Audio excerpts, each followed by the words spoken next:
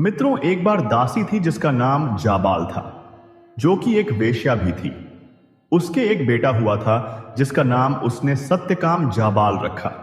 सत्यकाम, जिसका अर्थ है सत्य को चाहने वाला। एक ऐसे बालक का नाम था जो अपनी मां जाबाला के साथ रहता था। जाबाला एक दासी थी और वह नहीं जानती थी कि सत्यकाम के पिता कौन हैं। एक दिन सत्यकाम ने अपनी मां से पूछा, मां, मेरा गोत्र क्या है?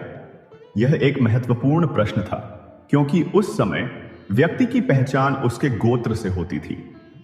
जाबाला ने कहा, पुत्र, मैं नहीं जानती कि तुम्हारे पिता कौन हैं, इसलिए मैं तुम्हारा गोत्र नहीं जानती।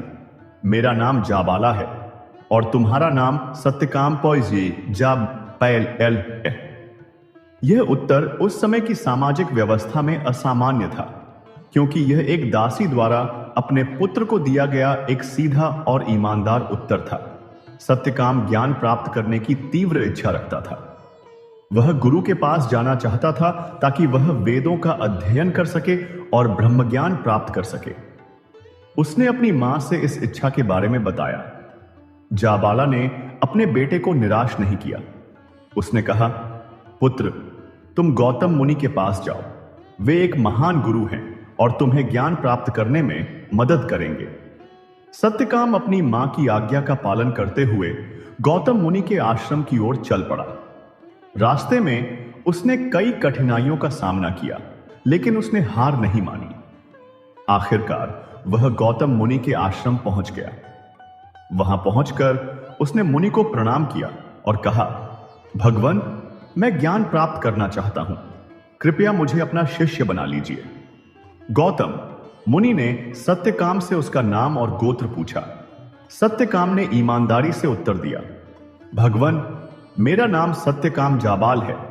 मेरी मां ने बताया कि वह नहीं जानती कि मेरे पिता कौन हैं, इसलिए मेरा कोई गोत्र नहीं है। गौतम मुनि सत्यकाम के इस स्पष्ट और ईमानदार जवाब से बहुत प्रभावित हुए। उन्होंने कहा, पुत्र, तुमने सत्य बोला है। केवल एक ब्राह्मण ही ऐसा सत्य बोल सकता है। तुम निश्चय ही ब्राह्मण हो। गौतम मुनि ने सत्यकाम को अपना शिष्य बना लिया। उन्होंने उसे वेदों का अध्ययन कराया और ब्रह्मज्ञान के बारे में सिखाया। सत्यकाम ने बहुत लगन से ढाई की और जल्द ही एक महान विद्वान बन गया। वह अपने गुरु के प्रति बहुत समर्पित था और हमेशा उनकी आज्ञा का पालन करता था। एक दिन गौतम मुनि ने सत्यकाम को 400 दुर्बल गायों की देखभाल करने के लिए भेजा। उन्होंने कहा, पुत्र, जब तक ये गायें 1000 नहीं हो जाती, तब तक तुम वापस नहीं आओगे। सत्यकाम ने अपने गुरु की आज्ञा का पालन किया और गायों को चराने के लिए जंगल में चला गया। उसने वर्षों तक गायों की देखभाल की और उनकी संख्या धीरे धीरे बढ़ती गई। सत्यकाम ने जंगल में रहते हुए प्रकृति के बारे में बहुत कुछ सीखा। उसने पौधों और जानवरों के जीवन को करीब से देखा और उसने ब्रह्मांड के रहस्यों पर चिंतन किया। उसने महसूस किया कि ब्रह्म सब जगह मौजूद है और हर चीज उसी से जुड़ी हुई है। यह एक गहन आध्यात्मिक अनुभव था जिसने सत्यकाम के जीवन को बदल दिया। जब गायों की संख्या 1000 हो गई तो सत्यकाम आश्रम लौट आया। गौतम मुनि ने उसे देखकर कहा, पुत्र, तुम्हारा चेहरा ज्ञान से प्रकाशित है। तुमने निश्चय ही ब्रह्म को जान लिया है। सत्यकाम ने कहा, भगवान, यह आपकी कृपा है। आपने मुझे सत्य का मार्ग दिखाया। गौतम मुनि ने सत्यकाम को आशीर्वाद दिया और उसे एक महान विद्वान और गुरु के रूप में स्थापित किया। सत्यकाम ने अपने ज्ञान को दूसरों के साथ साझा किया और लोगों को सत्य और ईमानदारी के मार्ग पर चलने के लिए प्रेरित किया। सत्यकाम जाबाल की कहानी हमें सिखाती है कि जन्म या जाति से कोई फर्क नहीं पड़ता। महत्वपूर्ण है सत्य के प्रति समर्पण और ज्ञान की खोज में लगा रहना। यह कहानी हमें यह भी सिखाती है कि ईमानदारी और साहस हमेशा पुरस्कृत होते हैं। सत्यकाम ने अपनी मां की ईमानदारी और अपने दृढ़ संकल्प के कारण ही महानता हासिल की। एक समय की बात है, कुछ विद्वान ब्राह्मणों और महान ऋषियों ने एक धर्म सभा का आयोजन किया। सभा में धर्म पर चर्चा होने लगी। प्रत्येक विद्वान अपने अपने तरीके से धर्म की व्याख्या करने लगा और अपने विचार रखने लगा। श्रोताओं, उस सभा में जब धर्म पर चर्चा हो रही थी तो 3 प्रश्न उभर कर आए। पहला प्रश्न था, क्या सदैव सत्य बोलना चाहिए? दूसरा प्रश्न था, क्या कभी सत्य बोलने से भी घोर पाप हो सकता है? तीसरा प्रश्न था, क्या कभी असत्य बोलने से भी बहुत बड़ा पुण्य कमाया जा सकता है? ये तीनों प्रश्न सभा में चल रहे थे और हर विद्वान, ब्राह्मण और ऋषि अपने अपने तरीके से इन प्रश्नों की व्याख्या कर रहे थे। परंतु श्रोताओं, न तो कोई ब्राह्मण और न ही कोई ऋषि इन प्रश्नों को संतोषजनक ढंग से समझा पा रहे थे। किसी ने भी इन प्रश्नों का कोई सटीक उत्तर नहीं दिया। कुछ ऋषियों का कहना था कि हमेशा सत्य बोलना चाहिए, क्योंकि सत्य बोलने वाला ही हमेशा विजयी होता है और हमें कभी झूठ नहीं बोलना चाहिए। वहीं उसी सभा में कुछ विद्वानों का मत था कि हमें हमेशा सत्य नहीं बोलना चाहिए। उनके अनुसार यदि हम हमेशा सत्य बोलेंगे तो हमें बहुत बेडीहेय नुकसान उठाने पड़ सकते हैं। उनका यह भी मानना था कि हमेशा असत्य बोलने वाला व्यक्ति भी यदि कभी कुछ विशेष परिस्थितियों में असत्य बोले तो वह बहुत बड़ा पुण्य कमा सकता है। ये प्रश्न सभा में चल रहे थे और आपस में मतभेद हो रहा था। हर विद्वान का अलग अलग विचार था। कोई विद्वान कहता था कि हमें सत्य बोलना चाहिए, क्योंकि सत्य बोलने वाला हमेशा सुखी रहता है और ईश्वर को प्राप्त करता है। श्रोताओं, उसी मतभेद के बीच सभा में स्वयं सूर्यपुत्र भगवान यमराज पधारे, जो साक्षात धर्म के स्वरूप हैं, क्योंकि मृत्यु हमेशा सत्य होती है। जब यमराज सभा में आए तो सभी साधु और ब्राह्मणों ने उनका बड़द्धा स्वागत किया और यमराज को बैठने के लिए उचित आसन दिया। जब यमराज अपने आसन पर विराजमान हो गए तो यमराज से सभी सभासद और ब्राह्मण कहने लगे, हे धर्मराज, आप ही धर्म हैं। इस संसार में आपसे बढ़ा धर्म का ज्ञाता कोई नहीं है, क्योंकि आप ही इस प्रजाति के जीवों का संचालन करते हैं। आपके पास ही यह महत्वपूर्ण जिम्मेदारी है। हम विद्वानों में आपस में एक बात को लेकर मतभेद है। कृपया आप हमारे प्रश्नों का समाधान करें। यह सुनकर यमराज कहने लगे, हे ऋषिगणों, मैं हमेशा ऋषियों और विद्वानों का सम्मान करता हूं। बताइए, आपके क्या प्रश्न हैं? आपकी क्या शंकाएं हैं? मैं उनका समाधान अवश्य करूंगा। तब सभी ब्राह्मण और ऋषि कहने लगे, हे भगवान, आप हमें बताएं कि क्या हमें सदैव सत्य बोलना चाहिए? और हे भगवान, क्या कभी सत्य बोलने से भी बड़ा पाप हो सकता है? यानी हम सत्य तो बोल रहे हैं, लेकिन क्या उससे कोई बहुत बड़ी डिड्डा अपराध भी हमसे हो सकता है? और हे भगवान, हमारा तीसरा प्रश्न यह है कि क्या कभी असत्य बोलने वाला भी बहुत बड़ा पुण्य कमा सकता है और धर्म का भाई का भागी बढ़ा हो सकता है? यमराज उस धर्म सभा में एक कथा सुना रहे थे। यमराज कहने लगे, देखिए, एक समय की बात है, एक गांव में 2 व्यक्ति रहते थे। एक व्यक्ति हमेशा सत्य बोलता था। वह कभी झूठ बोलना नहीं चाहता था, चाहे उसके प्राण ही क्यों न निकल जाएं, लेकिन वह कभी झूठ नहीं बोलता था। और उसी गांव में एक दूसरा व्यक्ति रहता था जो बहुत बड़ी दिहाई झूठा ऋषि था। वह हर समय झूठ बोलता रहता था। वह कभी सत्य बोलना जानता ही नहीं था। दोनों उस गांव में रहते थे। यमराज कहते हैं कि एक समय की बात है कि कुछ कसाईयों का समूह कुछ गायों को पकड़कर ले जा रहा था। गायें जा रही थीं और कसाई उन गायों को निर्ममता पूर्वक मार रहे थे। वे उन पर लाठी बरसा रहे थे और गायें छूटने के लिए तड़प रही थी। वह कसाई उन गायों को लेकर जा रहे थे। उनके साथ उसी गांव में जिसमें वह झूठ बोलने वाला और सत्य बोलने वाला रहता था, उसी गांव में शाम हो जाती है और रात्रि हो जाती है। तब कसाईयों ने विचार किया कि गायों को यहीं बांध दिया जाए। कसाई गायों को बांध रहे थे। गायें छूटने के लिए तड़प रही थीं, क्योंकि कसाई उन पर बहुत अत्याचार कर रहे थे।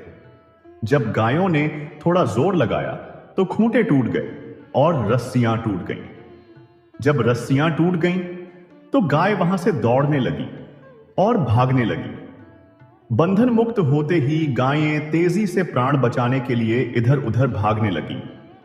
कसाई और गायों को पकडीडी ढहने के लिए आपात विनय उनके अपायित पीछे दौड़ ढहने लगे। श्रोताओं, अब ध्यान से सुनिए। एक गाय दौड़ती हुई उस गली में पहुंची जहां सत्यवादी रहता था। जब कसाईयों ने उस सत्यवादी से पूछा कि क्या उसने गाय को जाते हुए देखा है, तो सत्य बोलने वाला बोला कि गाय यह जा रही है, इधर देख लो। श्रोताओं, उस सत्य बोलने वाले ने अपने सत्य बोलने के कारण उस गाय को कसाईयों के हाथों पकडीडी दहवा दिया। वहीं दूसरी ओर एक गाय दौड़ती हुई अपने प्राण बचाने के लिए भाग रही थी और उसी समय झूठ बोलने वाला व्यक्ति वहां से आ रहा था। जब कसाईयों ने उस झूठ बोलने वाले से पूछा कि क्या उसने इधर एक गाय को जाते हुए देखा है, तो उसकी तो आदत ही थी झूठ बोलने की, वह कभी सत्य बोलता ही नहीं था। तो वह उन कसाईयों से कहने लगा कि इधर कोई गाय नहीं आई है, आप गलत आ गए, आप इस दिशा में जाइए।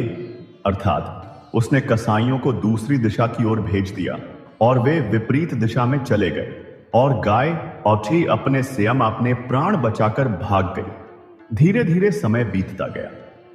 कसाई उन गायों को ले गए जो सत्य बोलने वाले ने पकडीडी डहवाई थी। जिन गायों को सत्य बोलने वाले ने पकडीडी डहवाया, उन्हें कसाई पकड़कर ले गए और उन्हें मार डाला गया।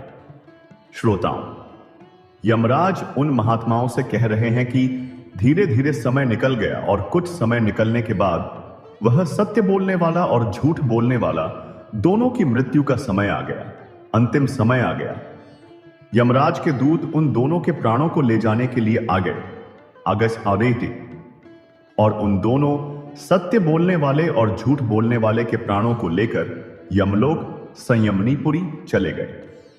यमराज कहते हैं कि फिर मैंने उन विद्वान ब्राह्मणों और उन दोनों को मेरे सामने खड़ा किया और चित्रगुप्त को बुलाया। मैंने चित्रगुप्त से कहा कि इन दोनों के कर्मों का लेखा जोखा बताओ। तब चित्रगुप्त बताने लगे कि हे भगवान, जो यह व्यक्ति आपके सामने खड़ा है, इसने हमेशा सत्य बोला है, परंतु इससे बड़धा घोर पापी इस संसार में कोई नहीं है। यह बात सुनकर यमराज कहने लगे कि कैसे? यह तो एक बड़धा हत्यारा है, इसने गाय की हत्या करवा दी। यह तो बहुत बड़धा अधर्मी है, बड़धा पापी है। यह बात सुनकर यमराज मन में विचार करने लगे और दूसरे चित्रगुप्त ने कहा कि हे भगवान, इस व्यक्ति ने हमेशा झूठ बोला, यह कभी सत्य बोलता ही नहीं था, परंतु हे भगवान, यह बड़धा धर्मात्मा है, यह तो बड़धा गौरक्षक है, इसने गायों की रक्षा की है। इससे ज्यादा धर्मात्मा तो इस संसार में कोई नहीं होगा। तब यमराज उन विद्वानों से कहने लगे कि हे विद्वान ब्राह्मणों और ऋषियों, मैं स्वयं धर्म संकट में फंस गया हूं कि अब क्या करूं। यह तो हमेशा सत्य बोलने वाला था, लेकिन इसने इतना जघन्य अपराध किया है। इसने सत्य बोलकर गाय की हत्या करवा दी और इसने हमेशा झूठ बोला और इसने झूठ बोलकर गाय के प्राणों की ही रक्षा की। इससे तो मेरा न्याय भी गड़दी है बिदधा गया। मैं विचार करने लगा कि किसके लिए क्या किया जाए। फिर मैंने ब्रह्मा जी का आवाहन किया कि हे ब्रह्मादेव, आप इस कार्य में मेरी सहायता करें। तब ब्रह्मा जी मेरे सामने उपस्थित हुए और मुझसे कहने लगे कि हे यमराज, तुम्हें जो यह सत्य बोलने वाला है, इसे उचित दंड देना चाहिए। यह धर्म नहीं जानता, यह धर्म की व्याख्या नहीं जानता, क्योंकि धर्म की व्याख्या देश, काल और परिस्थिति के अनुसार बदलती रहती है। और जो असत्य बोने शीशी लड़ने वाला है, इसको आपको स्वर्ग भेजना होगा, क्योंकि यह धर्म को जानता है। इसने झूठ जरूर बोला, यह मैं मानता हूं। यह असत्य जरूर बोलता था, लेकिन इसने दूसरे के प्राणों की रक्षा के लिए असत्य बोला। विद्वानों, यमराज कह रहे हैं इतना कहकर ब्रह्मा जी अंतर्धान हो गए और मैंने उन दोनों असत्य बोलने वाले और सत्य बोलने वाले को उचित स्थान दिया। सत्य बोलने वाले को नरक में और असत्य बोलने वाले को स्वर्ग में भेज दिया। यह बात सुनकर सभी विद्वान और साधु कहने लगे, तो क्या भगवान हमें सत्य नहीं बोलना चाहिए? तो यमराज कहने लगे, मैंने यह नहीं कहा कि आप झूठे बन जाएं। आप हमेशा सत्य बोलें, लेकिन जो धर्म है उसकी व्याख्या आप ध्यान से सुनिए। धर्म की व्याख्या देश, काल और परिस्थितियों के अनुसार बदलती है। यदि किसी देश का सैनिक दुश्मन देश के हाथों लग जाए और बंदी बन जाए और वह सत्य बोलने वाला हो, तो आप सोचिए वह सैनिक पूरे देश के गुप्त स्थानों की जानकारी शत्रु देश को दे देगा। शत्रु देश जो भी पूछेगा वह उसे बताता जाएगा और इससे पूरा देश नष्ट हो सकता है। देश की आजादी को बहुत बड़ी डीधा खतरा हो सकता है। इसलिए हमेशा सत्य बोलना भी सही नहीं होता। सत्य और असत्य बोलना परिस्थितियों पर निर्भर करता है। यमराज कह रहे हैं, विद्वानों, जहां किसी के प्राणों की रक्षा होती हो, जहां देश की रक्षा होती हो और जहां गौ, ब्राह्मण और धर्म की रक्षा होती हो, उस स्थान पर झूठ बोलेंगे तो आपको पाप नहीं लगेगा, वह पुण्य माना जाएगा। आप बौडिढे धर्मात्मा माने जाएंगे। यदि आप देश हित में झूठ बोलते हैं तो आप देश रक्षक माने जाएंगे, देशभक्त माने जाएंगे, और यदि किसी के प्राण बचाने के लिए झूठ बोलेंगे तो आप प्राण रक्षक माने जाएंगे। तो यमराज कहने लगे कि हे विद्वान ब्राह्मणों और साधुओं, उस असत्य बोलने वाले ने गाय की रक्षा की थी और गौ रक्षा सबसे बढ़द्धा धर्म है। इससे बढ़द्धा दूसरा धर्म कोई नहीं है। किसी के प्राणों की रक्षा हो गई उसके झूठ बोलने मात्र से। तो हे विद्वानों, उसको तो स्वर्ग में ही जाना चाहिए था। तो देखिए श्रोताओं, यमराज ने भी उस सभा में यही कहा कि सत्य और धर्म की व्याख्या हर व्यक्ति नहीं कर सकता। इनकी व्याख्या बदलती रहती है। तो यह धर्म की व्याख्या एक आठ्या अति सूक्ष्म है। इसे केवल ज्ञानी पुरुष ही जानते हैं कि धर्म क्या है। हर व्यक्ति धर्म को नहीं समझता। इतना कहकर यमराज उस अध्याय को समाप्त करते हैं और सभी साधु और विद्वान ब्राह्मण यमराज का बड़ेदीहा सम्मान करते हैं और यमराज वहां से अंतर्ध्यान हो जाते हैं। सत्यकाम की कहानी हमारे समाज के लिए एक महत्वपूर्ण संदेश है। यह हमें याद दिलाती है कि हर व्यक्ति को समान अवसर मिलना चाहिए, चाहे उसकी पृष्ठभूमि कुछ भी हो। यह हमें यह भी सिखाती है कि हमें कभी भी अपने सिद्धांतों से समझौता नहीं करना चाहिए और हमेशा सच्चाई के लिए खड़े रहना चाहिए। सत्यकाम जाबालक की कहानी प्राचीन भारत के सबसे महत्वपूर्ण और प्रेरणादायक उपाख्यानों में से एक है। यह कहानी हमें उपनिषदों में मिलती है, जो हिंदू धर्म के दार्शनिक ग्रंथों का एक महत्वपूर्ण हिस्सा है। यह कहानी सत्य, ईमानदारी और ज्ञान की खोज के महत्व को दर्शाती है। सत्यकाम जाबाल की कहानी भारतीय संस्कृति और ज्ञान परंपरा में एक महत्वपूर्ण स्थान रखती है। यह कहानी हमें नैतिक मूल्यों का पालन करने और जीवन में उत्कृष्टता प्राप्त करने के लिए प्रेरित करती है। सत्यकाम जाबाल अपनी मां जाबाला की सच्चाई और अपनी अटूट ज्ञान पिपासा के कारण न केवल एक महान विद्वान बने, बल्कि आज भी वे सत्य, ईमानदारी और ज्ञान की खोज के प्रतीक के रूप में याद किए जाते हैं। उनकी कहानी हमें सिखाती है कि हमारी उत्पत्ति या पृष्ठभूमि हमारे भविष्य को निर्धारित नहीं करती है, बल्कि हमारे कर्म और हमारी सच्चाई के प्रति समर्पण हमें परिभाषित करते हैं। सत्यकाम जाबाल की कहानी हमें यह भी सिखाती है कि ज्ञान केवल पुस्तकों में नहीं मिलता, बल्कि प्रकृति में और हमारे अपने अनुभवों में भी मिलता है। सत्यकाम ने जंगल में गायों की देखभाल करते हुए प्रकृति के रहस्यों को जाना और आत्मज्ञान प्राप्त किया। यह कहानी हमें सिखाती है कि हमें खुले मन से हर चीज को देखना चाहिए और हर जगह ज्ञान की तलाश करनी चाहिए। सत्यकाम की कहानी एक ऐसे समय में बहुत प्रासंगिक है जब समाज जाति और वर्ग के आधार पर बंटा हुआ है। यह कहानी हमें दिखाती है कि हर व्यक्ति को अपनी क्षमता तक पहुंचने का समान अवसर मिलना चाहिए और हमारे समाज को सत्य, न्याय और ईमानदारी के सिद्धांतों पर आधारित होना चाहिए। यह कहानी हमें प्रेरित करती है कि हम अपने भीतर के सत्य काम को खोजें और अपने नए जीवन को सत्य, प्रेम और करुणा के साथ जिएं। सत्यकाम जाबाल की कहानी एक महान उदाहरण है कि किस प्रकार एक साधारण व्यक्ति अपने सिद्धांतों और अपनी ज्ञान की खोज के बल पर महानता प्राप्त कर सकता है। यह कहानी हमें सिखाती है कि कोई भी चुनौती या बाधा हमें अपने लक्ष्यों को प्राप्त करने से नहीं रोक सकती, यदि हमारे पास दृढ़ संकल्प और सत्य के प्रति समर्पण है।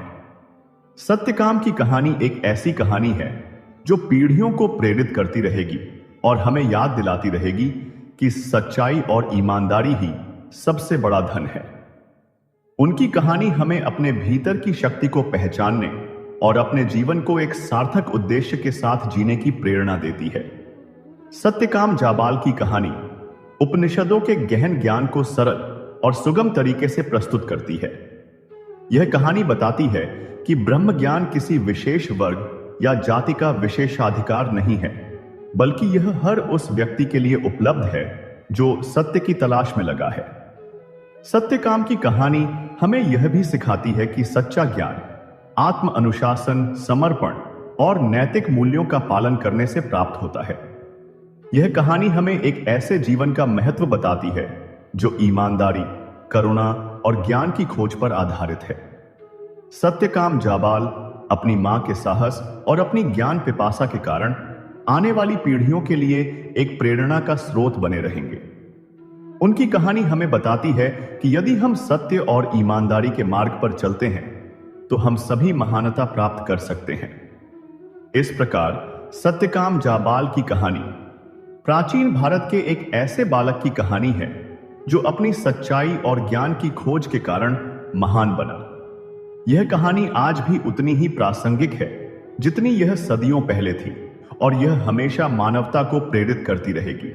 सत्यकाम की कहानी हमें सिखाती है कि सत्य ही सबसे बड़ा धर्म है।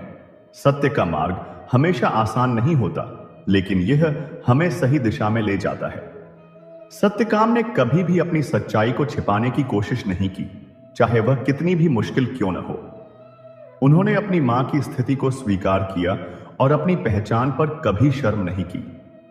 यह हमें सिखाता है कि हमें हमेशा सत्य बोलना चाहिए, चाहे वह कितना भी कठिन क्यों ना हो। उदाहरण के लिए, एक छात्र परीक्षा में नकल करता है, एक व्यापारी अपने ग्राहकों को धोखा देता है, या एक राजनेता अपने वादों को तोड़ देता है। इन सभी उदाहरणों में लोग सत्य का मार्ग छोड़ देते हैं और झूठ का सहारा लेते हैं। सत्यकाम की कहानी हमें सिखाती है कि हमें इन उदाहरणों से बचना चाहिए और हमेशा सत्य का पालन करना चाहिए।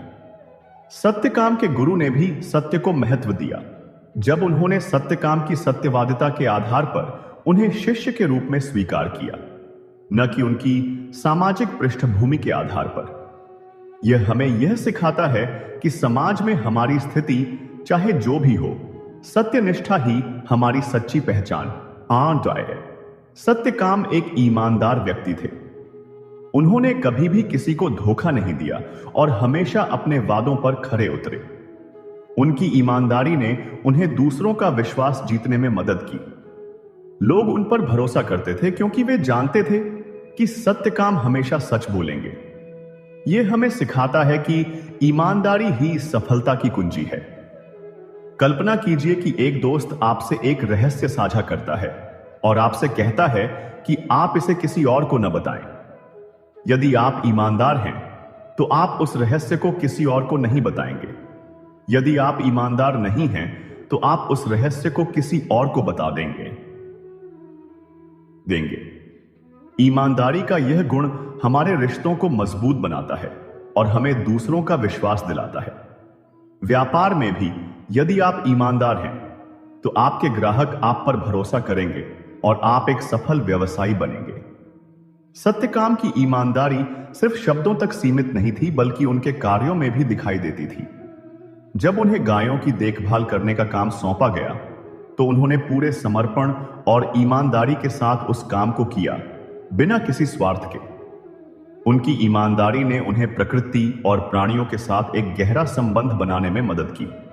गुरुकुल में सत्यकाम ने वेदों, उपनिषदों, दर्शन और अन्य शास्त्रों का अध्ययन किया।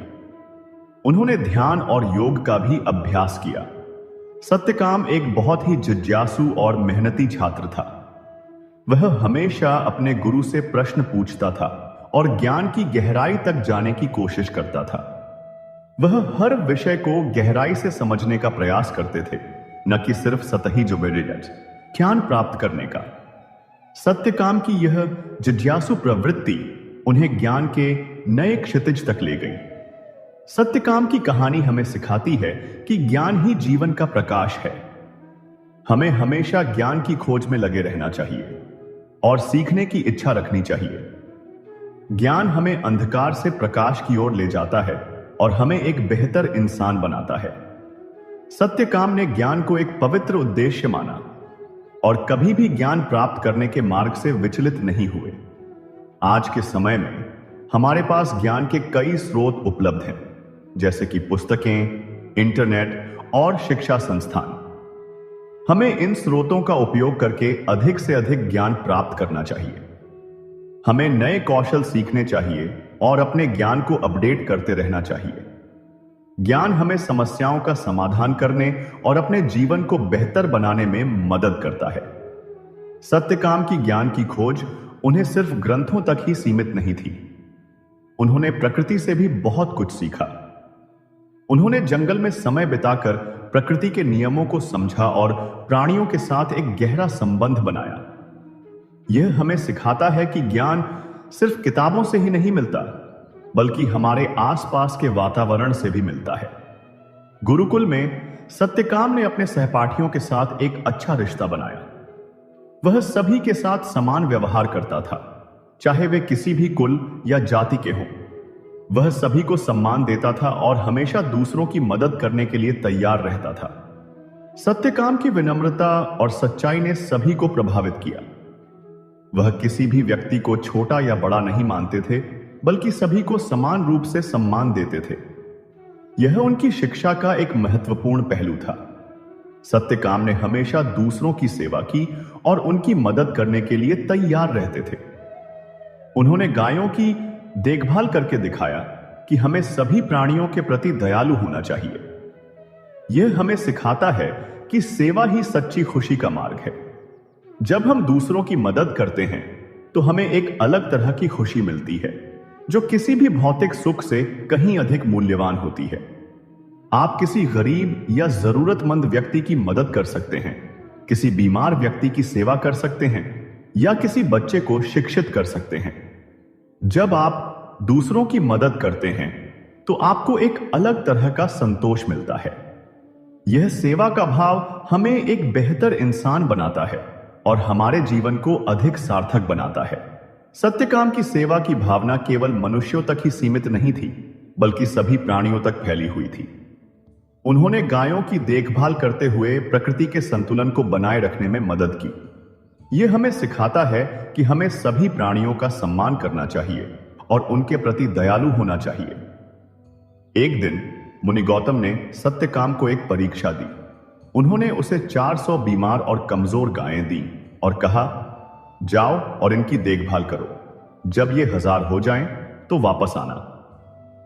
सत्यकाम ने अपने गुरु की आज्ञा का पालन किया। वह गायों को लेकर जंगल में चला गया। उसने उनकी देखभाल करने में कोई कसर नहीं छोड़ी। उसने उन्हें भोजन दिया, पानी पिलाया और उनकी रक्षा की। यह परीक्षा सत्यकाम के चरित्र और धैर्य की परीक्षा थी। सत्यकाम ने जंगल में कई साल बिताए। उन्होंने प्रकृति और प्राणियों से बहुत कुछ सीखा। उन्होंने देखा कि हर जीव एक दूसरे से जुड़ा हुआ है और सभी का अपना महत्व है। उन्होंने महसूस किया कि प्रकृति एक महान शिक्षक है और हमें उससे बहुत कुछ सीखना चाहिए। प्रकृति के साथ रहने से सत्यकाम को जीवन के गहरे अर्थों का बोध हुआ।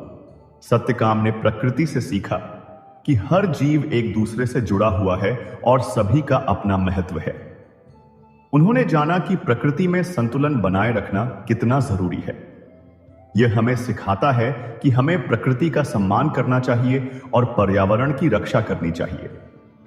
आज के समय में हम देख रहे हैं कि प्रकृति का संतुलन बिगड़ रहा है। हमें प्रकृति से सीखना चाहिए और पर्यावरण को बचाने के लिए हर संभव प्रयास करना चाहिए। हमें पेड़ लगाने चाहिए, पानी को बचाना चाहिए और प्रदूषण को कम करने के लिए प्रयास करना चाहिए। जब हम प्रकृति का सम्मान करते हैं तो हम अपने जीवन को भी सुरक्षित करते हैं। जैसे जैसे समय बीतता गया, सत्यकाम की गायों की संख्या 1000 हो गई। वह उन्हें लेकर वापस गुरुकुल लौटा। ऋषि गौतम ने अपने शिष्य को वापस देखकर बहुत प्रसन्न हुए। उन्होंने देखा कि सत्यकाम में ज्ञान और अनुभव का एक गहरा भंडार जमा हो गया था। उन्होंने यह भी देखा कि सत्यकाम ने अपने गुरु की आज्ञा का पालन पूरी ईमानदारी और लगन से किया था। मुनि गौतम ने सत्यकाम से पूछा, तुमने इतने वर्षों में क्या सीखा? सत्यकाम ने कहा, गुरुदेव, मैंने प्रकृति और प्राणियों से बहुत कुछ सीखा है। मैंने जाना है कि सत्य, ईमानदारी और सेवा ही जीवन के सबसे महत्वपूर्ण मूल्य हैं। यह जवाब सत्यकाम के जीवन के दर्शन का सार था। सत्यकाम की कहानी हमें यह भी सिखाती है कि कुल और जाति का कोई महत्व नहीं है। सत्यकाम एक दासी के पुत्र थे, लेकिन अपनी ईमानदारी, सत्यनिष्ठा और ज्ञान के बल पर वे एक महान ज्ञानी बने। यह हमें सिखाता है कि किसी व्यक्ति का मूल्यांकन उसके गुणों से किया जाना चाहिए, न कि उसकी जाति या कुल से। यह एक महत्वपूर्ण सीख है जो आज के समाज में भी प्रासंगिक है, जहां जाति और धर्म के आधार पर भेदभाव किया जाता है। आज भी कई लोग जाति या धर्म के आधार पर दूसरों के साथ भेदभाव करते हैं। यह गलत है। हमें सभी मनुष्यों को समान समझना चाहिए और किसी के साथ भी भेदभाव नहीं करना चाहिए। सत्यकाम की कहानी हमें यह सिखाती है कि सच्ची मानवता सभी मनुष्यों को समान समझना और सभी का सम्मान करना है। ऋषि गौतम ने सत्यकाम को अपनी सच्चाई के कारण स्वीकार किया, न कि उनकी सामाजिक पृष्ठभूमि के कारण। यह एक क्रांतिकारी कदम था जिसने समाज में समानता और न्याय की स्थापना में मदद की। सत्यकाम की कहानी हमें यह सिखाती है कि हमें हमेशा दूसरों के साथ न्याय करना चाहिए, चाहे उनकी सामाजिक पृष्ठभूमि कुछ भी हो। सत्यकाम ने एक साधारण जीवन जिया, लेकिन वह हमेशा खुश और संतुष्ट थे। उन्होंने कभी भी भौतिक सुखों की लालसा नहीं की। यह हमें सिखाता है कि सच्ची खुशी सादगी में निहित है और हमें भौतिकवादी बनने से बचना चाहिए। आज के समय में हम अक्सर देखते हैं कि लोग धन और भौतिक सुखों के पीछे भाग रहे हैं। सत्यकाम की कहानी हमें यह सिखाती है कि असली खुशी सादगी और संतोष में है। हमें अपने जीवन में सरल चीजों का आनंद लेना चाहिए, जैसे कि प्रकृति की सुंदरता, दोस्तों और परिवार के साथ समय बिताना और दूसरों की मदद करना। यह सरल चीजें हमें सच्ची खुशी देती हैं। सत्यकाम की कहानी हमें यह भी सिखाती है कि हमें अपने लक्ष्यों को प्राप्त करने के लिए कड़ी मेहनत करनी चाहिए। उन्होंने ज्ञान प्राप्त करने और दूसरों की सेवा करने के लिए बहुत मेहनत की। उनकी मेहनत और लगन से ही वे एक महान ज्ञानी और क्षक बने। गौतम मुनि ने सत्यकाम को गले लगाया और कहा, तुम एक महान ज्ञानी बन गए हो। तुम्हारा ज्ञान और अनुभव दूसरों के लिए प्रेरणा का स्रोत बनेगा। सत्यकाम ने अपने गुरु को प्रणाम किया और गुरुकुल से विदा ली। उनकी शिक्षा पूर्ण हो गई थी, लेकिन उनका ज्ञान और अनुभव का भंडार बढ़ता ही जा रहा था। सत्यकाम एक प्रसिद्ध ज्ञानी और शिक्षक बन गए। उन्होंने अपने जीवन के अनुभवों और ज्ञान को दूसरों के साथ साझा किया। उन्होंने लोगों को सत्य, ईमानदारी, सेवा और प्रेम के महत्व के बारे में सिखाया। सत्यकाम की शिक्षाओं ने लोगों को एक बेहतर जीवन जीने के लिए प्रेरित किया। उन्होंने समाज में समानता और न्याय की स्थापना में महत्वपूर्ण भूमिका निभाई। सत्यकाम जाबाल की कहानी एक प्रेरणादायक कहानी है जो हमें एक बेहतर इंसान बनने के लिए प्रेरित करती है। यह हमें सिखाती है कि सत्य, ईमानदारी, सेवा, ज्ञान और प्रेम ही जीवन के सबसे महत्वपूर्ण मूल्य हैं। हमें इन मूल्यों को अपने जीवन में अपनाना चाहिए। और एक उद्देश्यपूर्ण और सार्थक जीवन जीना चाहिए। मनुष्य को कैसा जीवन जीना चाहिए, इस बारे में सत्यकाम की कहानी से हमें कई महत्वपूर्ण सबक मिलते हैं। सत्यकाम ने हमेशा सत्य का पालन किया और कभी भी झूठ नहीं बोला। हमें भी अपने जीवन में सत्य और ईमानदारी को महत्व देना चाहिए। यह हमारे चरित्र को मजबूत बनाता है और हमें दूसरों का विश्वास दिलाता है। सत्यकाम ने ज्ञान प्राप्त करने के लिए अथक प्रयास किया। हमें भी हमेशा ज्ञान की खोज में लगे रहना चाहिए और सीखने की इच्छा रखनी चाहिए। ज्ञान हमें समस्याओं का समाधान करने और अपने जीवन को बेहतर बनाने में मदद करता है। सत्यकाम ने हमेशा दूसरों की मदद की और उनके प्रति दयालु रहे। हमें भी दूसरों की सेवा करने और उनकी मदद करने के लिए हमेशा तैयार रहना चाहिए। सेवा करने से हमें एक अलग तरह का संतोष मिलता है। सत्यकाम ने प्रकृति से बहुत कुछ सीखा। हमें भी प्रकृति के साथ सद्भाव में रहना चाहिए और पर्यावरण की रक्षा करनी चाहिए। प्रकृति हमें शांति और ज्ञान प्रदान करती है। सत्यकाम ने एक साधारण जीवन जिया, लेकिन वह खुश और संतुष्ट थे। हमें भी सादा जीवन जीना चाहिए और भौतिकवादी बनने से बचना चाहिए। सच्ची खुशी सादगी में निहित है। सत्यकाम ने किसी भी व्यक्ति को जाति या कुल के आधार पर भेदभाव नहीं किया। हमें भी सभी मनुष्यों को समान समझना चाहिए और किसी के साथ भेदभाव नहीं करना चाहिए। मानवता सबसे ऊपर है। सत्यकाम ने हमेशा अपने मूल्यों पर दृढ़ता से खड़े रहे। हमें भी अपने मूल्यों पर दृढ़ रहना चाहिए और किसी भी दबाव के आगे नहीं झुकना चाहिए। अपने मूल्यों पर टिके रहना एक मजबूत चरित्र का संकेत है। सत्यकाम जाबाल की कहानी हमें एक ऐसा जीवन जीने का मार्ग दिखाती है जो सत्य, ईमानदारी, सेवा, ज्ञान और प्रेम पर आधारित है। यह कहानी हमें सिखाती है कि एक उद्देश्यपूर्ण और सार्थक जीवन जीने के लिए हमें अपने मूल्यों पर दृढ़ रहना चाहिए और दूसरों की मदद करनी चाहिए। यह हमें यह भी सिखाती है कि सच्ची खुशी सादगी में निहित है और हमें भौतिकवादी बनने से बचना चाहिए। सत्यकाम की कहानी एक अमर कहानी है जो आने वाली पीढ़ियों को भी प्रेरित करती रहेगी। यह हमें सिखाती है कि एक साधारण व्यक्ति भी अपने गुणों और कर्मों से महान बन सकता है। एक समय की बात है, सत्यपुर नामक एक भव्य शहर था।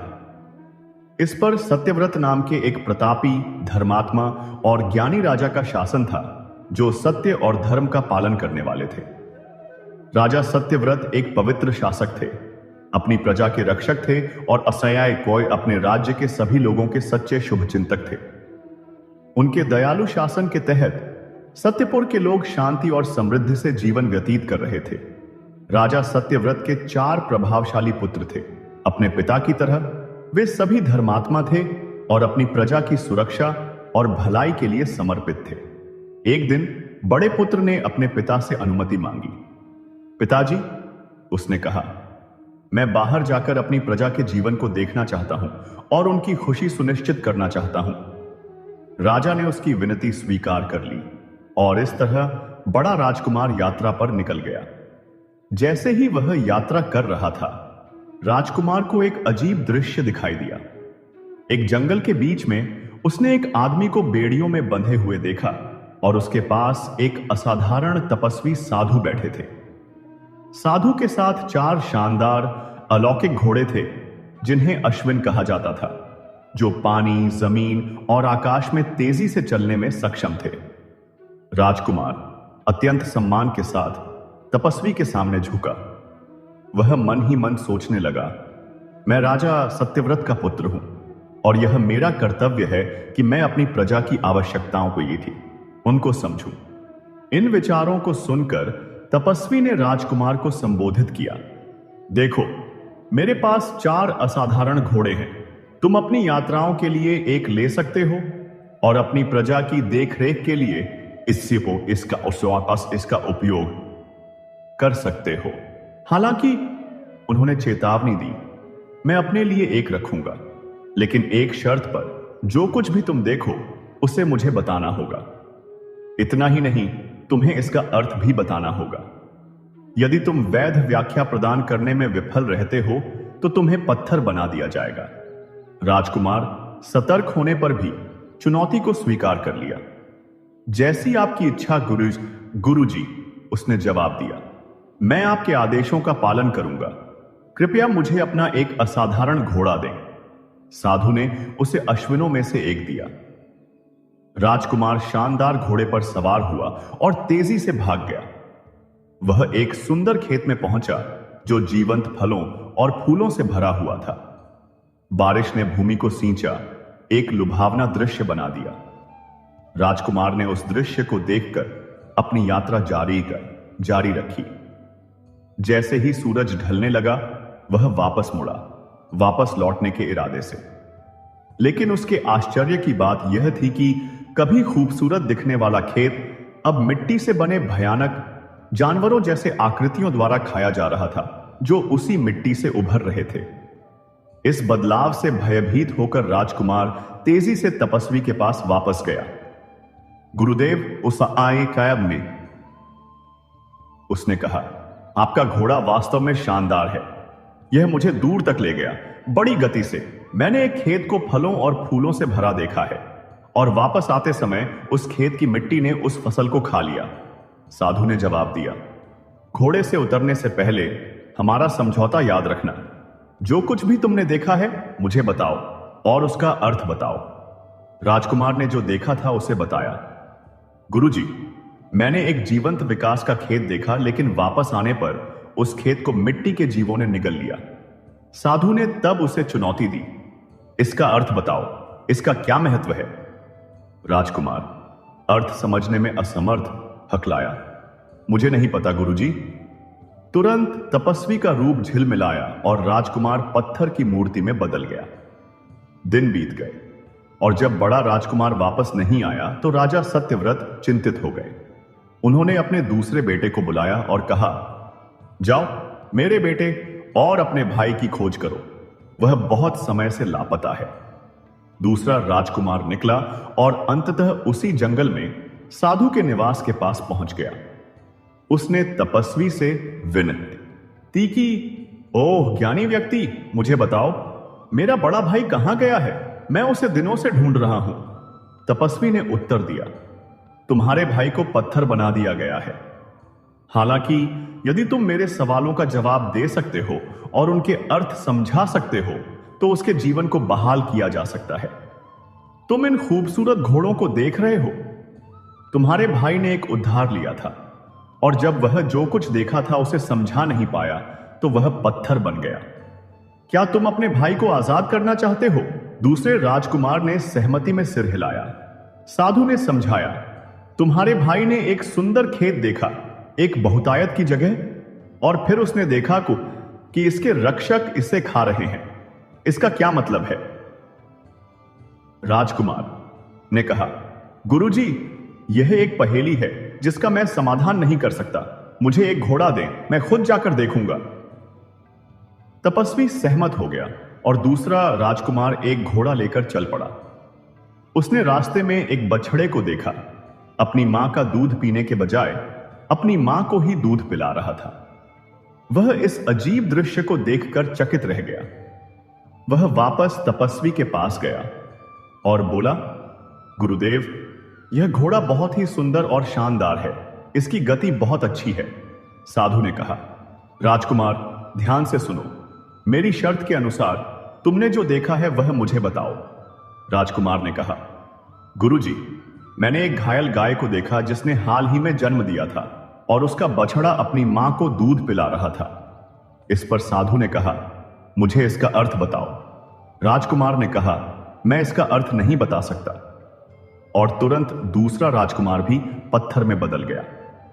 अब जब 2 और दिन बीत गए तो राजा सत्यव्रत फिर चिंतित हो गए। राजा सत्यव्रत ने अपने तीसरे पुत्र से कहा कि वे जाएं और अपने दोनों बड़े भाइयों को खोजें, क्योंकि वे कई दिनों से घर नहीं लौटे हैं।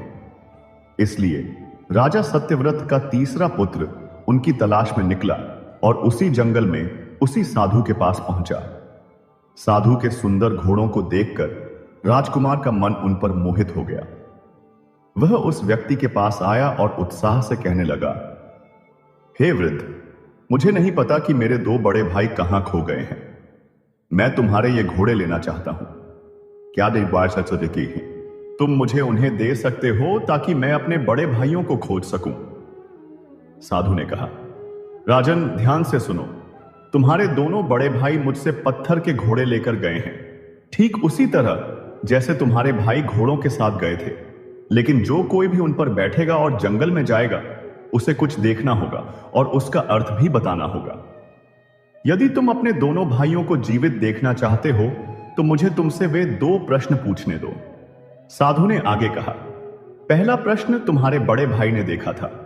एक बड़ा सुंदर सुसज्जित खेत था जिसमें फसलें लगाई गई थीं और उसकी बाढ़ उस खेत को खा रही थी। दूसरा तुम्हारे छोटे भाई ने देखा था, एक नवजात गाय थी, एक बछड़ा अपनी मां को दूध पिला रहा था। बताओ राजकुमार। राजकुमार ने कहा, मुझे घोड़ा दो, मैं वहां जाकर देखूंगा और फिर मैं तुम्हारे प्रश्नों का उत्तर दूंगा। मैं समझ जाऊंगा और वापस आऊंगा। गुरुदेव ने कहा, ले लो, तुम मेरे एक घोड़े को ले जा सकते हो। इसलिए तीसरा राजकुमार एक सुंदर घोड़ा लेकर जंगल में गया। जब वह वापस लौट रहा था तो उसने क्या देखा? उसने देखा कि एक व्यक्ति के सिर पर एक बहुत बड़ी लकड़ी की संरचना रखी हुई है और उसके दोनों हाथों में लकड़ी है और वह सड़क पर पड़ी लकड़ी को बेचने और उठाने की कोशिश कर रहा है। यह देखकर वह साधु के पास वापस आया। राजकुमार ने साधु से कहा, क्या देखा, बताओ। राजकुमार ने कहा, मैंने एक व्यक्ति को अपने सिर पर लकड़ी की गठरी के साथ देखा। उसने उन्हें अपने हाथों में पकड़ा हुआ था और फिर भी वह सड़क से लकड़ी उठाने की कोशिश कर रहा था। साधु ने कहा, बताओ। हे राजन, इसका क्या मतलब है? मैं इसका अर्थ नहीं बता सकता। और तुरंत तीसरा राजकुमार भी पत्थर में बदल गया।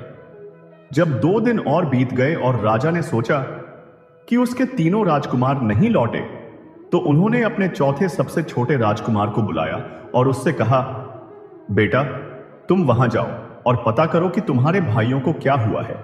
तीनों भाई आज तक नहीं लौटे हैं। इसके पीछे क्या कारण है? चौथा राजकुमार भी निकलता है और घूमते हुए उसी साधु के पास पहुंचता है।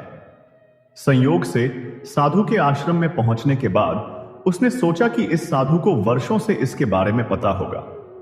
जब मैं पूछता हूं तो इस राजकुमार ने उस साधु को प्रणाम किया और कहा, हे गुरुदेव, मुझे नहीं पता कि मेरे 3 बड़े भाई कहां घूम रहे हैं। क्या आप मुझे बाध्यता है बता सकते हैं? साधु ने कहा, जरूर राजन, तुम इन 3 पत्थर की मूर्तियों को देख रहे हो। ये तुम्हारे 3 भाई हैं। मैंने उन्हें पत्थर का क्यों बनाया है? इसके पीछे कारण यह है कि उन्होंने मुझसे यात्रा के लिए घोड़े किराए पर लिए हैं और मेरे घोड़ों की शर्त यह है कि जो कुछ भी तुम देखोगे, तुम मुझे उसके बारे में बताओगे और उसका अर्थ भी बताओगे। तुम्हारे भाई प्रश्नों का अर्थ बताने में विफल रहे और इसलिए पत्थर बन गए। यदि तुम इन तीनों के प्रश्नों का अर्थ बताते हो तो तीनों जीवित हो जाएंगे। चौथे राजकुमार ने कहा, गुरुजी, कृपया मुझे अपना प्रश्न बताएं। तब साधु ने उस छोटे राजकुमार के बारे में भी बताया जिसने अपने 3 जानवरों पर राजकुमारों में से एक को देखा था। और फिर उस छोटे राजकुमार ने चौथे राजकुमार को बताया। चौथा राजकुमार कहने लगा, गुरुजी, मुझे अपना घोड़ा दीजिए। मैं जाकर देखूंगा और समझूंगा कि क्या करना है और फिर मैं आपको जवाब दूंगा। फिर चौथे राजकुमार ने भी एक घोड़ा लिया और उसके साथ चलना शुरू कर दिया। जब वह जंगल से लौट रहा था तो उसने देखा कि 7 से 8 लोग हैं और उनके बीच में एक कुआं है। फिर राजकुमार ने देखा कि पहले उस कुएं में बीच में 2 सांप थे। उसने उन सांपों को भर दिया और जब बौद्धिधि चाबी को एक संयुक्त की जरूरत थी तो वह 7वां हिस्सा बनाया गया था। जब वह उस खाली जगह को नहीं भर सका तो राजकुमार यह देखकर बहुत हैरान हुआ कि इस गोत्र के एक व्यक्ति को एक घर दिया गया और यह एक साथ हुआ। यदि कोई आग को नहीं भर सकता था तो वह वापस श्रोताओं के पास लौट जाता था। साधु ने पूछना शुरू कर दिया, बताओ, तुमने क्या देखा? राजकुमार ने कहा, मैंने देखा कि कड़ी मेहनत थी और उनके बीच में एक कुआं था। एक कुएं ने उनसे सांपों को भरने के लिए कहा, लेकिन बहुत सांत्वना मिलने के बाद भी वे एक भी कुआं नहीं भर पाए। साधु ने कहा, मेरी शर्त के अनुसार बताओ कि इसका क्या अर्थ है। राजकुमार ने कहा, गुरुजी, यह कहां रहते हैं? मैं यह नहीं जानता। और इतना कहते ही चौथा राजकुमार भी पत्थर बन गया। जब 2 दिन बीत गए तो राजा स्वयं सोचने लगे कि राजकुमारों के साथ क्या बड़ी विपत्ति हुई है, तो मुझे महाराष्ट्र में घोड़े पर सवार होकर जाना चाहिए और 1 या 2 दिनों के लिए अपने राजकुमारों की तलाश में जाना चाहिए। बाद में संयोग से वह उसी जंगल में आया और उस महान तपस्वी साधु को देखा। राजा ने सोचा कि साधु को इसके बारे में पता होगा। राजा ने साधु को प्रणाम किया और प्रणाम करने के बाद उन्होंने साधु से कहा कि राधे मेरे 4 पुत्र इस क्षेत्र में कहीं छिपे हुए हैं। मैंने उन्हें लोगों की रक्षा करने और उनकी देखभाल करने के लिए भेजा था, लेकिन मुझे नहीं पता कि वे मुझसे कितनी दूर तक पहुंच गए हैं। वे वापस नहीं आए। क्या तुम कुछ जानते हो? साधु ने कहा, निश्चित रूप से ये 4 पत्थर की मूर्तियां तुम्हारे अपने राजकुमार हैं। जब राजा ने गुरुदेव से कहा कि यह कैसे हुआ, तो साधु ने बताया कि इन राजाओं ने मेरे 4 घोड़े ले लिए और मेरे घोड़ों पर शर्त रखी थी कि जो कोई भी इसे देखेगा वह मुझे इसके बारे में बताएगा और फिर उसका अर्थ भी बताएगा।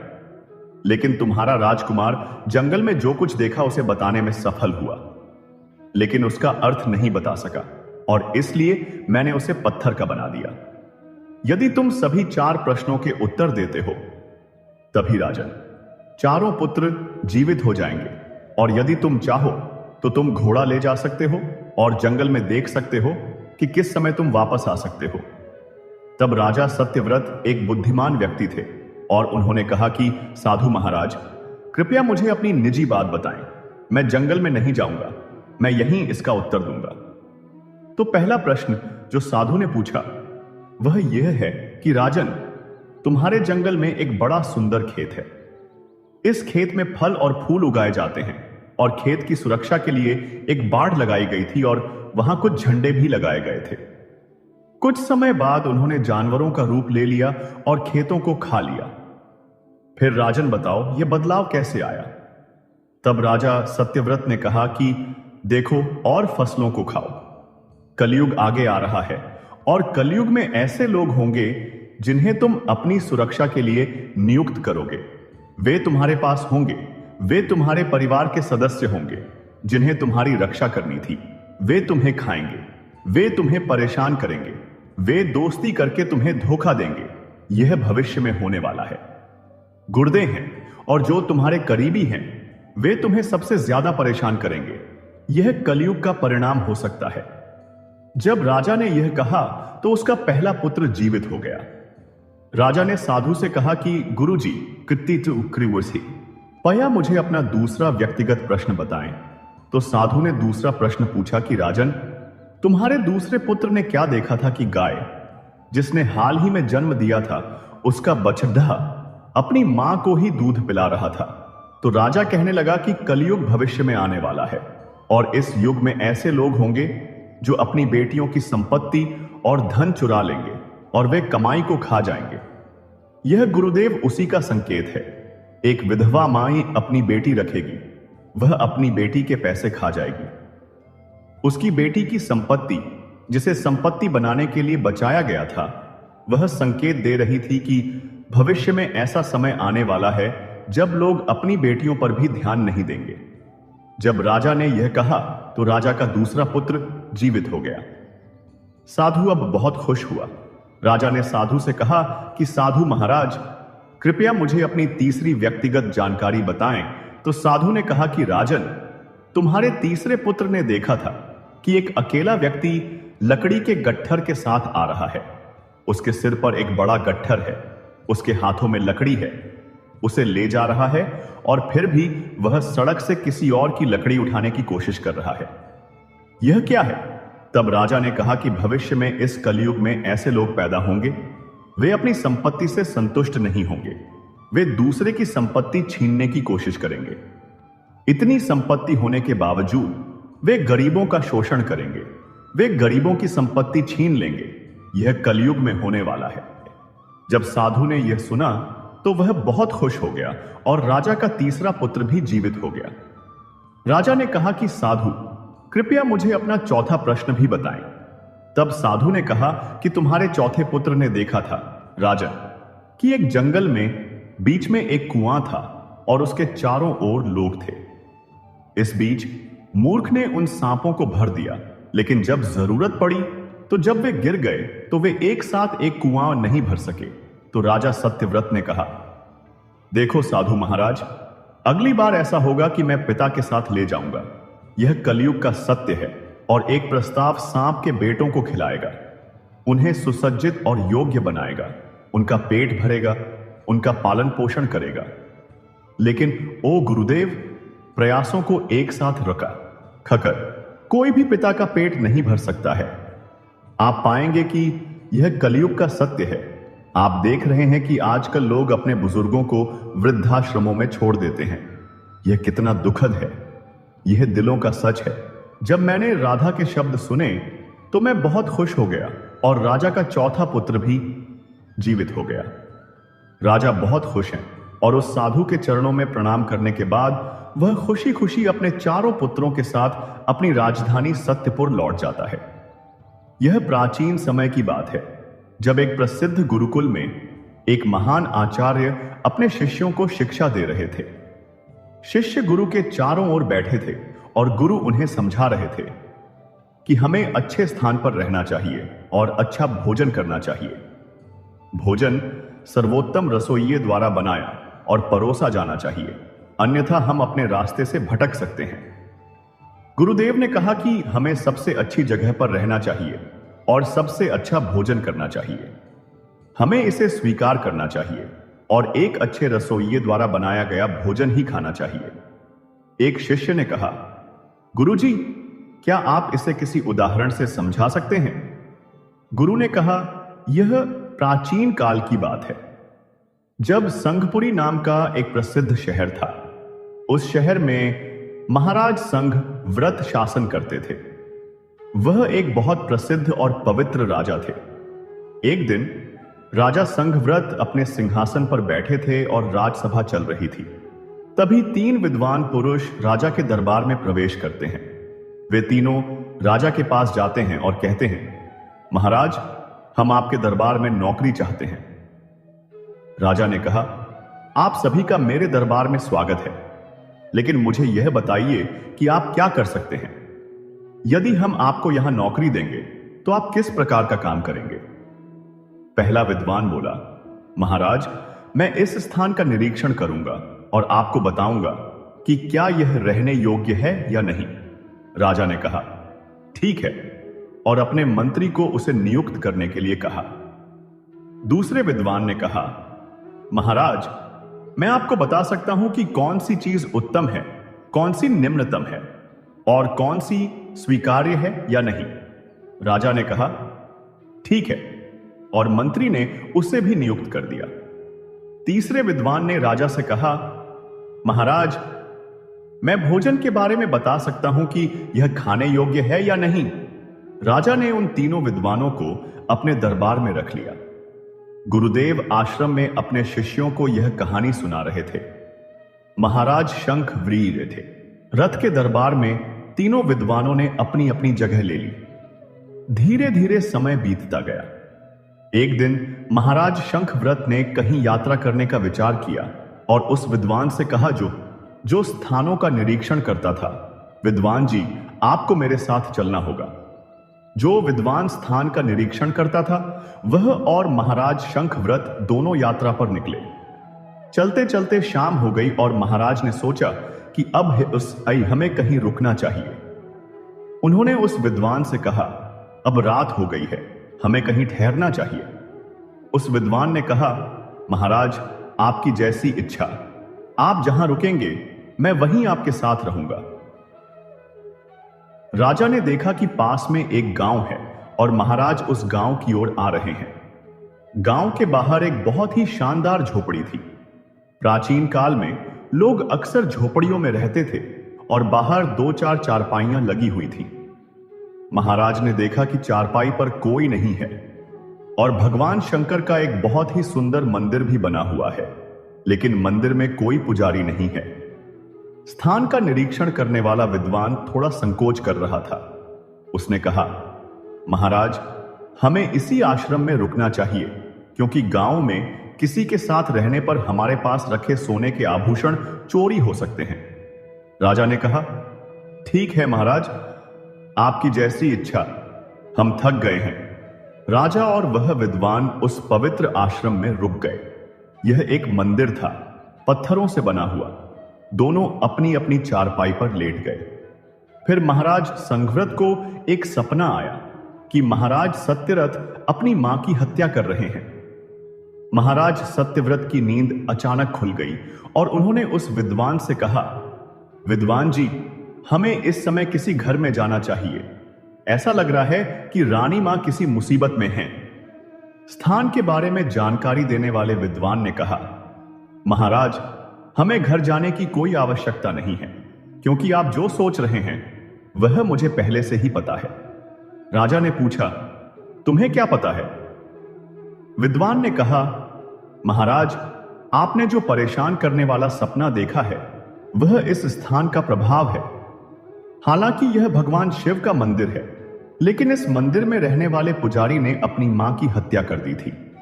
इसी कारण से यह जगह पवित्र न ही है और इसीलिए आपने ऐसे सपने देखे। यह सुनकर राजा ने सोचा कि आज उन्हें इस जगह की सच्चाई पता चल गई। सुबह उन्होंने गांव के लोगों को बुलाया और उनसे कहा, यह एक पवित्र स्थान है, लेकिन यहां कोई पुजारी या साधु नहीं है।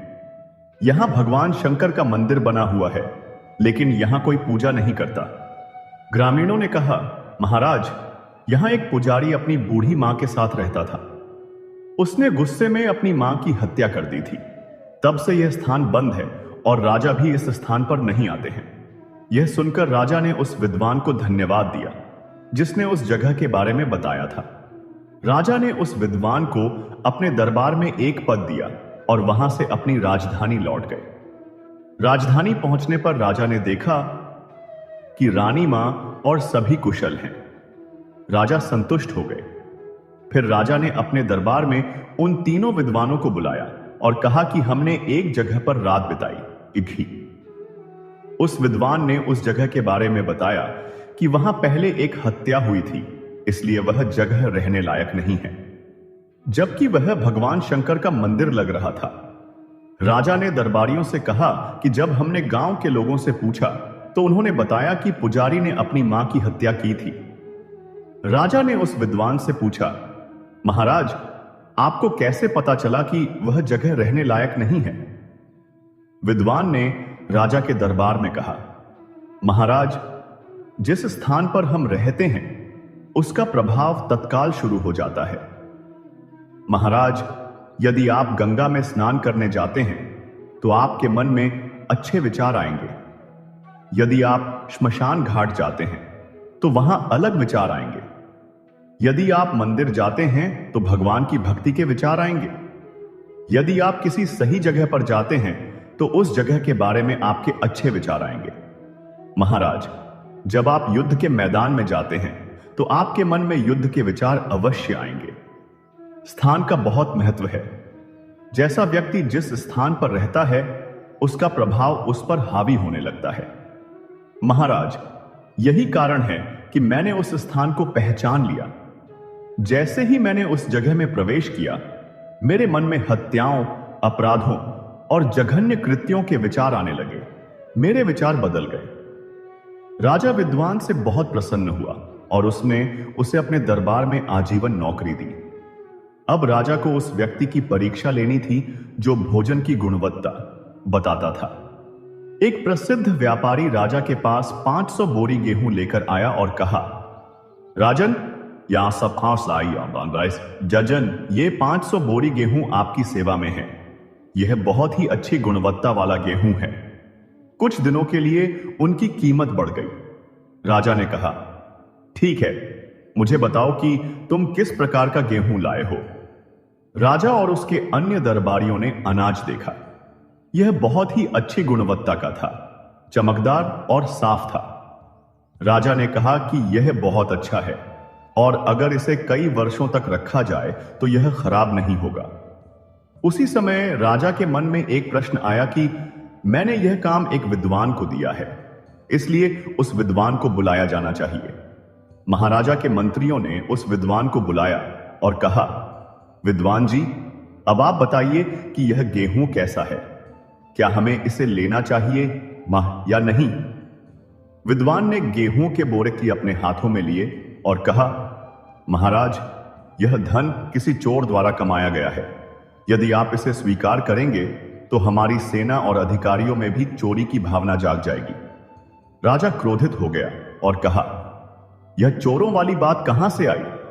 व्यापारी कोई चोर नहीं है महाराज, मैं आपका प्रसिद्ध व्यापारी हूं और मैं केवल आपके लिए अनाज जमा करता हूं। मैंने यह अनाज एक बड़े जमींदार से खरीदा है जिसके पास हजारों बीघे जमीन है, वह भी चोरी नहीं कर सकता। राजा ने कहा कि किसान को बुलाया जाए। महाराजा के आदेशानुसार सिपाही उस किसान के घर गए जिससे व्यापारी ने अनाज खरीदा था। जब किसान महाराज के दरबार में आया तो उसने महाराज को प्रणाम किया। महाराज ने किसान को सामने बैठने के लिए एक उचित स्थान दिया। किसान के बैठने के बाद राजा ने कहा, किसान, मुझे सच बताओ, तुमने यह गेहूं कहां से चुराया है? किसान ने कहा, महाराज, यह आप क्या कह रहे हैं? मेरे पास 1000 बीघा जमीन है और मैंने हजारों क्विंटल गेहूं पैदा किया है। राजन, यह मेरे खेत का अनाज है, मैंने इसमें एक भी चोरी का दाना नहीं मिलाया है।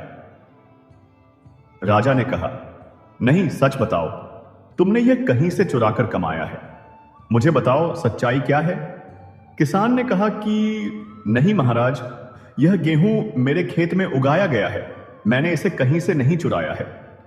फिर राजा ने उस विद्वान की ओर दे गए, खा और कहा कि सुगंध तो पहले जैसी ही है।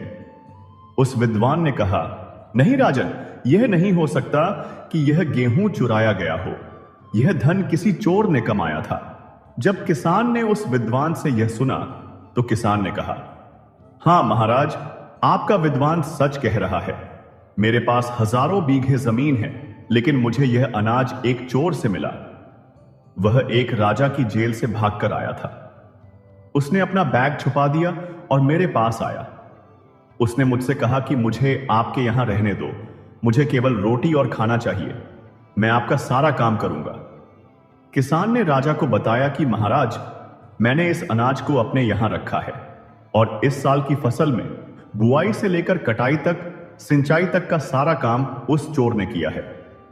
इसलिए महाराज, आपके विद्वान सही कह रहे हैं कि यह धन चोरों द्वारा कमाया गया है। राजा बहुत प्रसन्न हुआ कि उसके दरबार में इतना विद्वान है। गुरु अपने शिष्यों को कहानी सुना रहे थे। राजा ने उस विद्वान से पूछा जो अनाज की गुणवत्ता बताता था, जैसे ही तुमने यह अनाज अपने हाथ में लिया, जबकि इसकी चमक सोने जैसी है और यह साफ है, फिर भी तुमने यह कैसे बताया कि यह चोरी का था?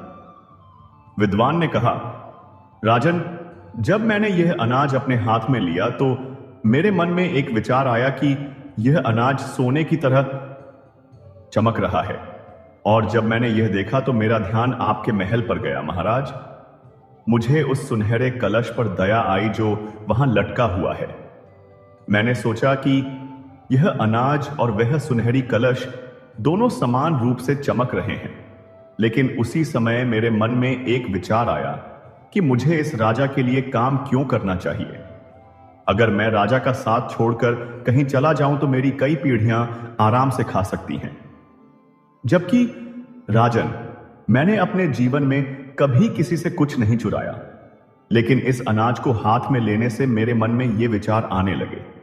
जब ये विचार आने लगे तो मुझे पता चल गया, जैसा कि विद्वान कहते आए हैं कि जैसा खाओगे अन्न वैसा होगा मन। इसका अर्थ है कि आपका मन आपके द्वारा खाए गए भोजन की तरह होगा। राजा विद्वान को सुनकर बहुत प्रसन्न हुआ और उसने उसे अपने दरबार में आजीवन के लिए नियुक्त कर लिया। गुरु अपने शिष्यों को बता रहे थे कि उस दरबार में एक से बढ़कर एक लोग नौकरी के लिए आते थे। एक प्रसिद्ध रसोइया खाना बनाने के लिए राजा के दरबार में आया। उसने महाराज से कहा, महाराज, मैं आपके दरबार में नौकरी की औकरी चाहता हूं। राजा संघव्रत ने कहा, बताओ तुम क्या कर सकते हो? रसोइये ने कहा, महाराज, मैं बहुत स्वादिष्ट और अच्छा खाना बना सकता हूं। राजा संघव्रत ने सोचा कि यदि वह खाना बना सकता है तो यह अच्छी बात है। राजा ने रसोइये से कहा, आज तुम्हें एक परीक्षा देनी होगी, हम आज के भोजन को खुद चखेंगे। रसोइये ने कहा, ठीक है महाराज। महाराज ने उस रसोइये को अपने यहां नियुक्त कर लिया और कहा कि आज का भोजन साफ होना चाहिए।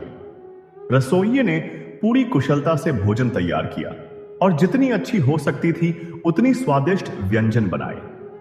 जब भोजन तैयार हो गया तो उसने महाराज संघव्रत को बुलाया और कहा, महाराज, आप देखें कि हमने भोजन कैसा बनाया है।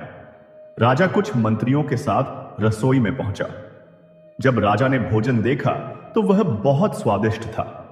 मंत्रियों ने भी भोजन को पसंद किया। जब उन्होंने इसे चखा तो मंत्री ने कहा, महाराज, हमने कई रसोइयों को देखा है, लेकिन यह हमारे राज्य में पहली बार है कि ऐसा कुशल रसोइया आया है। महाराज, आपने इसे अपने यहां ही नौकरी पर रखा था, क्योंकि जो भोजन परोसा जाना था उसके बारे में एक विद्वान ने कहा कि इस भोजन को कौन बना रहा है और यह कैसे बना है, कृपया मुझे बताएं। अनाज की गुणवत्ता बताने वाले विद्वान ने कहा, महाराज, यदि आप मुझे बता दें कि यह भोजन कौन बना रहा है तो हमारे सभी अधिकारी जो उनका भोजन खाएंगे वे चोरी करने वाले बन जाएंगे और उनमें लूट की प्रवृत्ति बढ़ जाएगी। यह सुनकर राजा ने कहा, यह क्या है? आज हमारे रसोइये से यह भोजन करवाया गया है। यह व्यक्ति निश्चित रूप से चोर है। यह व्यक्ति भोजन बनाने के बहाने यहां हमारे राज्य को लूटना चाहता है। राजा ने उस रसोइये को अपने दरबार में बुलाया और कहा, हे विद्वान रसोइये, तुमने बहुत अच्छे व्यंजन बनाए हैं। तुम्हारा भोजन बहुत स्वादिष्ट था, लेकिन मुझे बताओ कि तुम सत्ता में आने से पहले क्या काम करते थे? मुझे सच बताओ, वरना मैं तुम्हें मौत की सजा दूंगा। जब उस रसोइये को राजा की बात समझ आई तो उसने राजा से कहा, महाराज, मैं बहुत समय से चोरी करता आ रहा हूं। मुझे नहीं पता कि मैंने कितने लोगों को मारा है, कितनी डकैतियां की हैं और कितने राज्यों ने मुझे गिरफ्तार करने के आदेश जारी किए हैं। मैंने अपने नाम से कितने अपराध किए हैं महाराज। अब मैंने सोचा कि इसका मुझ पर क्या प्रभाव पड़ेगा। मैं जानता हूं कि खाना बनाना है, तो क्यों ना किसी राजा के यहां रसोइया बन जाऊं। राजा के साथ रहने से मुझे कोई पहचान नहीं पाएगा कि मैं एक डकैत हूं। मैं आपको अपनी यह कला बता रहा हूं। मैंने सच्चाई बता दी है। अब मैं चोरी नहीं करूंगा। राजा ने विद्वान से पूछा, हे विद्वान, तुमने इतने कुशलता से कैसे जाना कि इस व्यक्ति द्वारा बनाया गया भोजन सही नहीं है? विद्वान ने कहा, राजन, हमारे वेदों और पुराणों में खाने के नियम बताए गए हैं। जब मैंने इस भोजन को खाने के बारे में सोचा तो उसी समय मेरे मन में लूट के विचार आने लगे। मैंने सोचा कि महाराज के गले में जो सोने का हार है, इसे क्यों न चुरा लिया जाए। जब मैं इन विचारों में खो गया तो मैंने सोचा कि अगर कोई राजा के गले से हार छीन ले तो महाराज, आप क्या करेंगे? आप कुछ नहीं कर सकते। राजन, यदि आप यह हार रसोई में या अपने पास रखेंगे तो आपके राज्य का संचालन बिगड़ जाएगा। आपके अधिकारी और सेना चोर बन जाएंगे। गुरु अपने शिष्यों को बता रहे थे कि हमेशा 3 बातें याद रखें। सबसे पहले, आपको हमेशा अच्छी जगह पर रहना चाहिए। गुरु ने शिष्यों को बताया कि जब हम कहीं नया घर बनाते हैं तो हम घर में प्रवेश करने से पहले इसलिए अनुष्ठान करते हैं ताकि उस नए घर को शुद्ध किया जा सके। यदि कोई व्यक्ति अशुद्ध स्थान पर रहता है तो उसके घर में परेशानियां, बीमारियां और झगड़े होते हैं। इतना ही नहीं, उसकी वृद्धि भी रुक जाती है, उसका धन समाप्त हो जाता है और उसके परिवार की वृद्धि रुक जाती है। गुरु ने कहा कि दूसरा सवाल यह है कि हमें अच्छा भोजन करना चाहिए। यदि आप अच्छा भोजन नहीं करते हैं तो भी आपकी तर्क शक्ति और बुद्धि वैसे ही काम करेगी जैसा आप अनुभव करते हैं। यदि आप लूट का भोजन खाते हैं तो आपका मन लूट की ओर झुकेगा।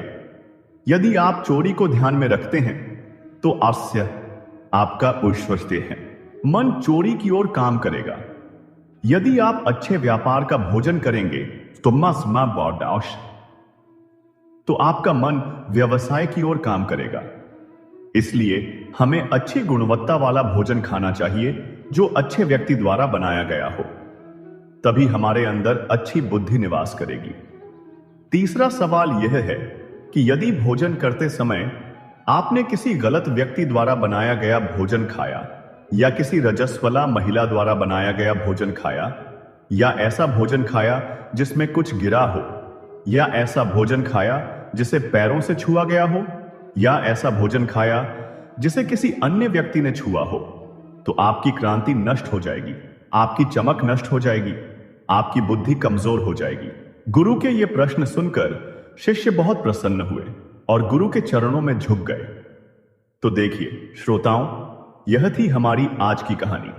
यदि आपको हमारा यह वीडियो पसंद आया हो तो कृपया आप वीडियो को लाइक करना न भूलें। इसी के साथ अब यह वीडियो समाप्त होता है।